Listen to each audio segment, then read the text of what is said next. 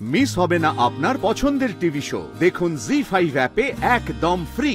তুমি আমার জায়গায় দাঁড়াবে, এটা সম্ভব নয়। বলো মানুষের স্বার্থ ত্যাগ বিফলে যেতে দিও না ফুলকে, কথা দাও।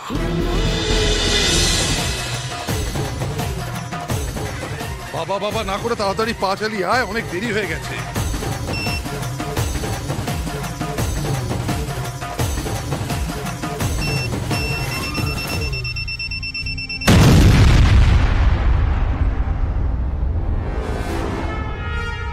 বাবু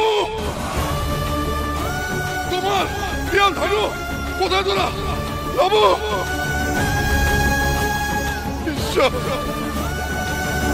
কি করলেন? বাবু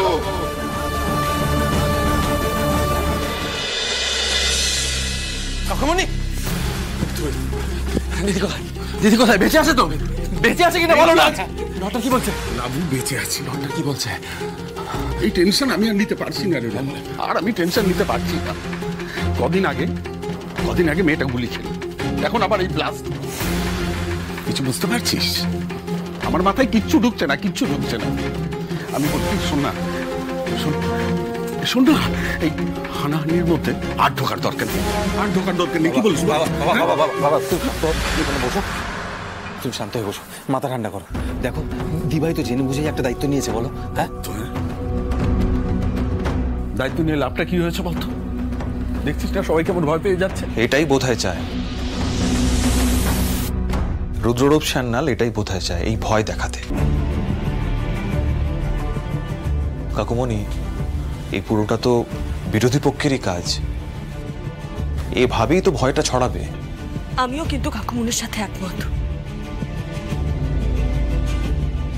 আজকে যদি লাবুর কিছু একটা হয়ে যায়,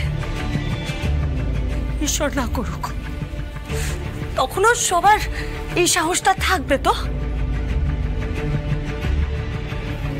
বাবা ভয়ে টেনশনে অসুস্থ হয়ে পড়েছে, ডাক্তার কাকা পাশ থেকে উঠতে পারছে না, প্রেশার আপ ডাউন করছে।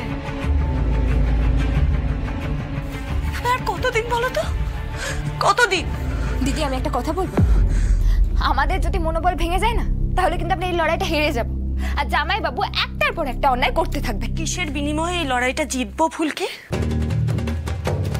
নিজের কাছের মানুষজনের প্রাণের বিনিময়ে? হ্যাঁ,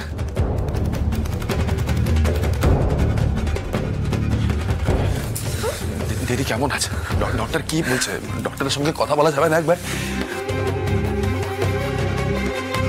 আরে দিদি কি অবস্থায় আছে সেটা তো জানতে হবে আমাদের। রোহিত, আমি গিয়ে দেখছি। রোহিত শোন না, বলছি আমার ঘাত পা কিরকম কাঁপছে রে। এইভাবে হাত পেতে একটা কাণ্ড ঘটানো হলো। বলছি তোরা শিওর যে ঘটনাটার পেছনে রুদ্রদারই হাত আছে? প্রমাণ তো নেই, লিগালি এথিক্যালি শিওর বলতে পারবো না, কিন্তু রুদ্রর পক্ষে সবকিছু সম্ভব নয় কি? বারবার জামাই বাবু এভাবে প্রমাণের অভাবে পার পেয়ে যেতে পারেন না। এইবার ময়দানে নেমে উত্তরটা দিতে হবে ওনাকে। আর আমি বুঝতে পারছি না দিভাই কি করে বারবার বিপদের মুখে পড়ে যাচ্ছে। এই জন্য আমি বলেছিলাম ভোম্বলদাকে গাড়ির দায়িত্বটা নিতে। আর যে সময় বা গাড়িতে কেন উঠতে গেল যখন ভোম্বলদা আসেনি তখন? আসলে কি বলতো ফুলকি, মাস্টার মশাইয়ের মতো মানুষের মাথাতেই আসবে না, এইভাবে ফাঁদ পেতে উড়িয়ে দেওয়া যেতে পারে। দিভাই এখন ভালো আছে তো? সুস্থ আছে তো? ফুলকি, ডক্টর চ্যাটার্জি আসছে, উনি এসে সবটা বলবে। ফুলকি কি করে হলো এসব? ভোম্বলদা তোমার গাড়ির মতনই একটা গাড়ি এসেছিল, তোমাদের তো তাই বললো। হ্যাঁ, ভোম্বলদা যেরকম ছবি পাঠিয়েছিল ঠিক সেরকমই, সাদা রঙের গাড়ি। যেটুকুনি কিছু বুঝেই উঠতে পারেনি। ওই তো ডাক্তারবাবু। আপনারা দুজনের বেশি যাবেন না, ভেতরে গিয়ে কিন্তু পেশেন্টকে দিয়ে বেশি কথা বলাবেন না, ওনার বেশ কিছু জায়গায় বার্ন আছে। এই নার্সিংহোমে ওনাকে বেশ কিছুদিন থাকতে হবে, বাইরে বেরোতে পারবেন না।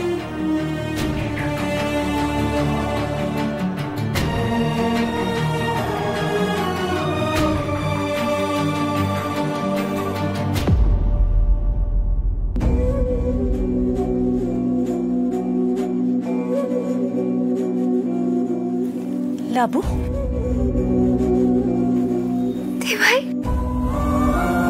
দিভাই তাকাও।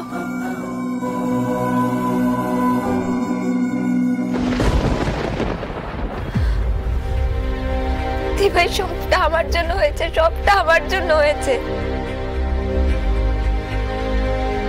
আমি তোমায় রাজনীতিতে এনেছি, পিছিয়ে যেতে দিইনি। আমি ভাবতে পারিনি গো তোমার এতটা আঘাত লেগেছে, আমি ভাবতে পারিনি। হে লাবু, লাবু খুব কষ্ট হচ্ছে না রে? হ্যাঁ, আমার কষ্টের কথা থাক পারো ফুলকি।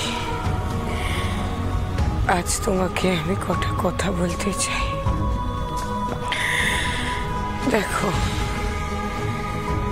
আমার যা কন্ডিশন, ডক্টর এত তাড়াতাড়ি এখান থেকে আমায় ছাড়বে না। আর এই শরীরে বাড়িতে বাড়িতে প্রচার করতেও আমি পারলাম না, কিন্তু তুমি পারবে।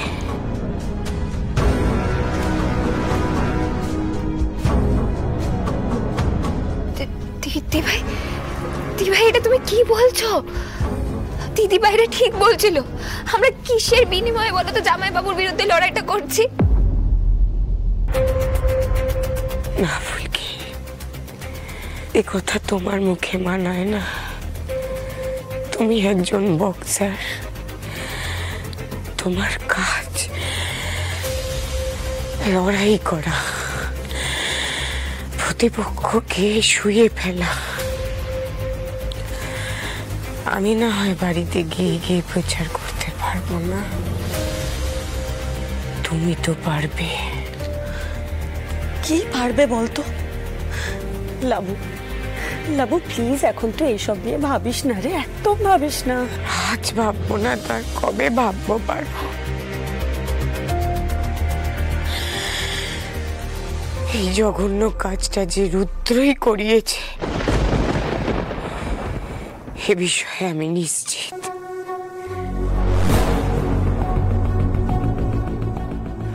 ও অনেকবার বেড়েছে,